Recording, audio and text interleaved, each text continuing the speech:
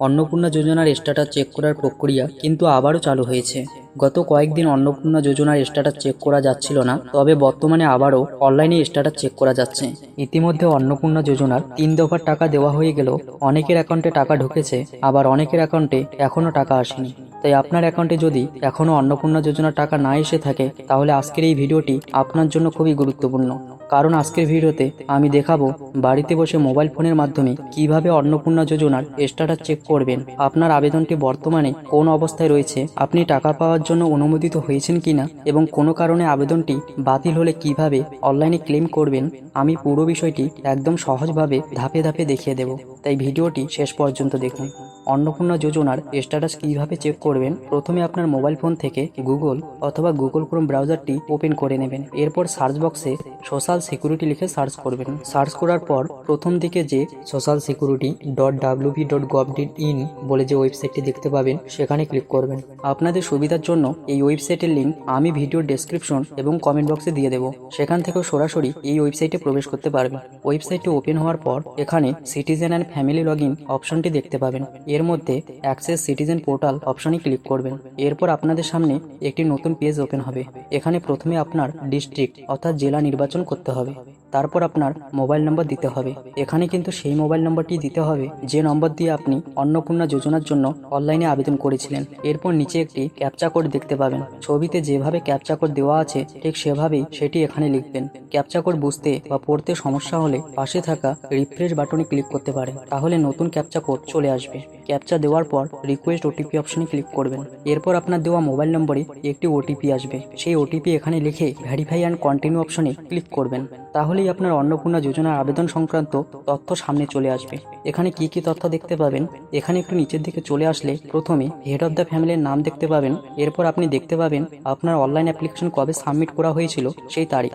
তার নিচে থাকবে বেনিফিশিয়ারি নেম, অর্থাৎ অন্নপূর্ণা যোজনার জন্য যিনি আবেদন করেছেন তার নাম। আর তার নামের পাশেই আপনি দেখতে পাবেন আপনার আবেদনের বর্তমান স্ট্যাটাস। এই আবেদনকারীর ক্ষেত্রে এখানে আন্ডার প্রসেস স্ট্যাটাস দেখাচ্ছে, এর মানে এই আবেদনকারীর স্ট্যাটাস বর্তমানে প্রক্রিয়াধীন অবস্থায় রয়েছে, অর্থাৎ এই আবেদনটি জমা হয়েছে এবং সংশ্লিষ্ট কর্তৃপক্ষ সেটি যাচাই বাছাই করছে। এই অবস্থায় আপনার আবেদনটি এখনো চূড়ান্তভাবে অ্যাপ্রুভ বা রিজেক্টেড কোনোটাই হয়নি। তাই স্ট্যাটাস যদি আন্ডার প্রসেস থাকে তাহলে এখনই চিন্তা করার কিছু নেই, আপনার আবেদনটি প্রক্রিয়ার মধ্যেই রয়েছে। আবার কোনো আবেদনকারীর ক্ষেত্রে স্ট্যাটাস এখানে ফর ফার্দার ভেরিফিকেশন দেখাচ্ছে।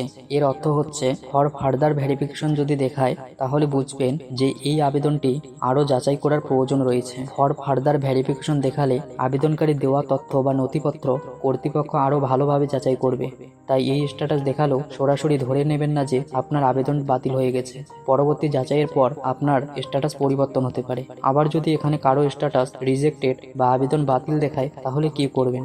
আপনি যদি মনে করেন যে আপনি অন্নপূর্ণা যোজনার জন্য যোগ্য কিন্তু কোনো কারণে আপনার আবেদনটি ভুলভাবে বাতিল হয়েছে, তাহলে বর্তমানে অনলাইনে ক্লেম করার সুযোগ রয়েছে। চলুন এবার দেখে নিই কিভাবে ক্লেম করবেন। ক্লেম করার জন্য প্রথমে পেজের উপরের দিকে চলে আসবেন। এখানে অবজেকশন অ্যান্ড ক্লেম নামে একটি অপশন দেখতে পাবেন, এই অপশনে ক্লিক করবেন। এখানে সাধারণত দুটি অপশন দেখতে পাবেন, একটি হলো ক্লেম বাই অ্যাপ্লিকেন্ট এবং অন্যটি হলো অবজেকশন অ্যাগেনস্ট সামওয়ান।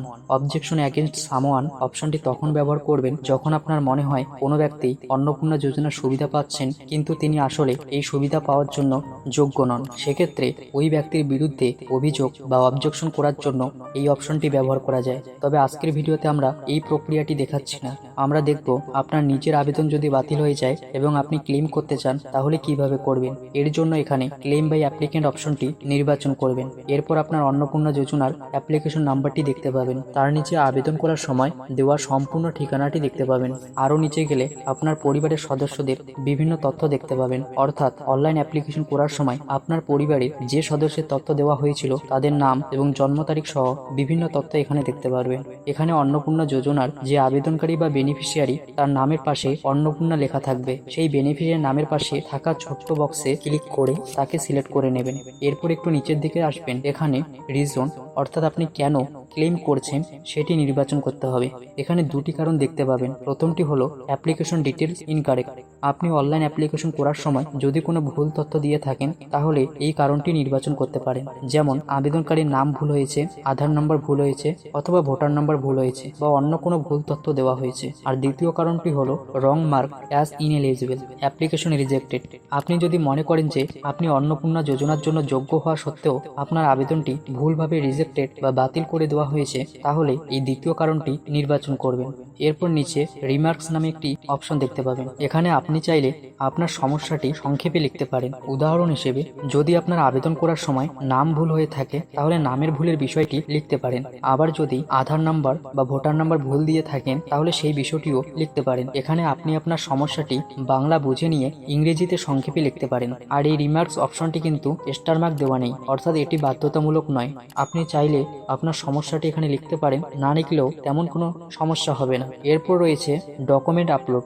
আপনি যদি অ্যাপ্লিকেন্ট ডিটেলস ইনকারেক্ট কারণটি নির্বাচন করেন তাহলে আপনার সঠিক তথ্য প্রমাণ করার জন্য প্রয়োজনীয় ডকুমেন্ট আপলোড করতে পারেন, যেমন Aadhaar card, voter card, bank passbook ইত্যাদি প্রাসঙ্গিক নথি। আপনার প্রয়োজনীয় ডকুমেন্ট জেপিজি, পিডিএফ, পিএনজি ফরম্যাটে 50 থেকে 200 কেবির মধ্যে আপলোড করবেন। তবে একটি বিষয় অবশ্যই মনে রাখবেন, রিমার্কস অথবা ডকুমেন্ট আপলোডের পাশে স্টার মার্ক দেওয়া নেই, তাই এগুলো কিন্তু বাধ্যতামূলক নয়। আপনি চাইলে ডকুমেন্ট আপলোড করতে পারেন, আর ডকুমেন্ট আপলোড না করলেও তেমন কোনো সমস্যা নেই। সব তথ্য ভালোভাবে যাচাই করে সাবমিট ক্লেমে ক্লিক করবেন, তাহলেই আপনার ক্লেম অনলাইনে সাবমিট হয়ে যাবে। আর আপনার স্ট্যাটাস যদি বর্তমানে আন্ডার প্রসেস অথবা ফর ফার্দার ভেরিফিকেশন থাকে তাহলে শুধু এই কারণে ক্লেম করার প্রয়োজন নেই, কারণ এই দুটি স্ট্যাটাসের অর্থ আপনার আবেদন এখনো প্রক্রিয়া বা যাচাইয়ের মধ্যে রয়েছে। তাই মাঝে মাঝে আবার স্ট্যাটাস চেক করবেন। পরবর্তীতে যদি স্ট্যাটাস অ্যাপ্রুভ হয় তাহলে আপনার আবেদন অনুমোদিত হয়েছে।